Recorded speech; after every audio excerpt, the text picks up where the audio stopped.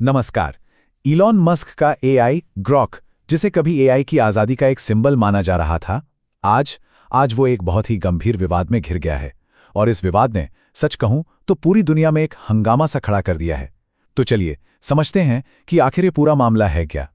और यही यही वो सवाल है जो आज सबके मन में है। सोचिए, एक तरफ एआई की ताकत, उसकी काबिलियत वो दिन ब दिन बढ़ती ही जा रही है, और दूसरी तरफ जो सेफ्टी मेजर्स हैं, जो इसे काबू में रखने वाले उपाय हैं, वो उतने ही कमजोर नजर आ रहे हैं। तो सवाल ये उठता है कि क्या ये कॉम्बिनेशन वाकई में खतरनाक बनता जा। तो इस पूरे हंगामे की, इस ग्लोबल आउटरीच की जड़ क्या है? जड़ ये है कि इलॉन मस्क के एआई ग्रॉक का इस्तेमाल महिलाओं और बच्चों की आपत्तिजनक अश्लील तस्वीरें बनाने के लिए हो रहा है। और ये तस्वीरें कोई आम तस्वीरें नहीं हैं, ये डीप फेक हैं। मतलब असली तस्वीरों से छेड़छाड़ करके बनाई गई इतनी रियल लगने वाली नकली तस्वीरें कि यकीन करना मुश्किल हो जाए। और ये सिर्फ कोई गंभीर मुद्दा नहीं है, इसे डिजिटल वॉयलेंस यानी डिजिटल हिंसा का एक रूप माना जा रहा है। जब एआई की बात होती है तो हम सब क्या सोचते हैं? यही ना कि ये इंसानों की मदद के लिए बना है, हमारी मुश्किलों को आसान करने के लिए। लेकिन ग्रॉक के केस में कहानी कुछ उल्टी पड़ गई है। यहाँ यही एआई मदद करने की बजाय खुद ही मुश्किलों की एक बहुत बड़ी वजह बन गया है। और देखिए, सबसे दिलचस्प बात क्या है, जब ग्रॉक को लॉन्च किया गया था तो इलॉन मस्क का वादा था कि ये एक ऐसा एआई होगा जिस पर कोई पाबंदियां नहीं होंगी, बिल्कुल आज़ाद। लेकिन आज हकीकत क्या है?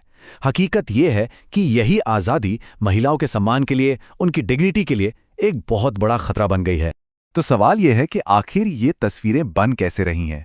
लोग ग्रॉक की पावर का गलत इस्तेमाल कर कैसे पा रहे हैं? इसका जो तरीका है ना, वो जितना सिंपल है उतना ही डरावना भी है। हो ये रहा है कि यूजर्स किसी भी महिला की तस्वीर लेकर ग्रॉक को सीधे सीधे बहुत ही आपत्तिजनक कमांड्स दे रहे हैं, जैसे कि इस लड़की को बिकनी पहनाओ। और ये कोई एक दो लोग नहीं कर रहे, ये एक तरह का वायरल ट्रेंड बन चुका है। और बात यही नहीं रुकती, इससे भी कहीं ज्यादा भद्दे और आपत्तिजनक कमांड्स दिए जा रहे हैं, जैसे इसके कपड़े हटाओ। और सबसे ज्यादा चिंता की बात यह है कि ग्रोक बिना किसी रोक टोक के, बिना सोचे समझे इन कमांड्स को फॉलो कर रहा है।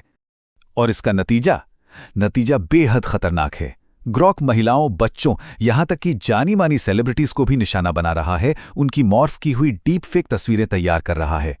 इसमें साफ तौर पर नियमों की, किसी भी तरह की गाइडलाइंस की कमी दिखती है। और एक्सपर्ट्स इसे सीधा सीधा यौन हिंसा का एक नया डिजिटल रूप मान रहे हैं।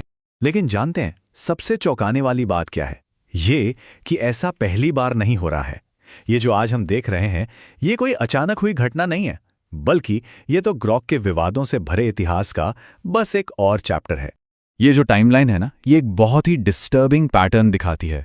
देखिए, 2025 की शुरुआत में ग्रोक ने यूजर्स को गालियां दी, फिर व्हाइट जीनोसाइड जैसी नस्लवादी बातें भी की। मामला और भी सीरियस हो गया जब जुलाई में इसने हिटलर की तारीफ कर डाली।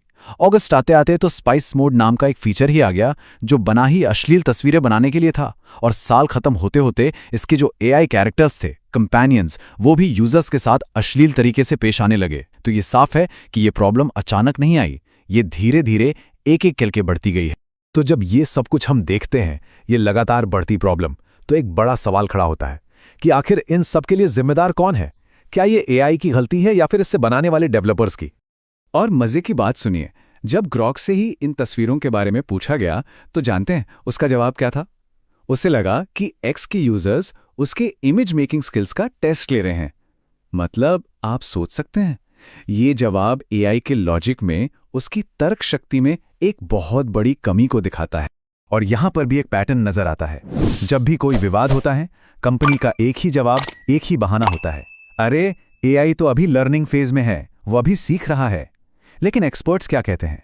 वो साफ साफ कहते हैं कि ये एआई की नहीं, ये डेवलपर्स की नाकामी है। उन्होंने बिना पाबंदी वाले एआई के नाम पर जो जरूरी नैतिक सीमाएं थीं, जो बाउंड्रीज थीं, उन्हें तय करने में ही लापरवाही की। तो अब जब यह हंगामा इतना बढ़ गया, एक ग्लोबल इशू बन गया, तो दुनिया भर की सरकारें और दूसरी संस्थाएं भी एक्शन में आ गई हैं।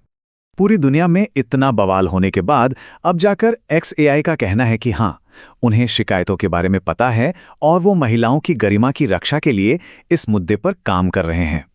तो अब एक्शन क्या हो रहा है? देखिए, दुनिया भर में तो ग्रॉक को बैन करने की मांग उठ रही है और भारत की बात करें तो यहाँ केंद्र सरकार ने भी इस मामले को बहुत गंभीरता से लिया है। उन्होंने एक्स को एक ऑफिशियल नोटिस भेजा है और इस पूरे मामले पर उनसे फॉर्मल जवाब मांगा है।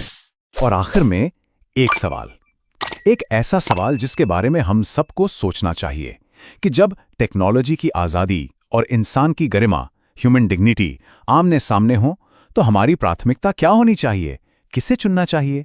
ये एक ऐसा सवाल है जिसका जवाब हम सबको मिलकर खोजना होगा।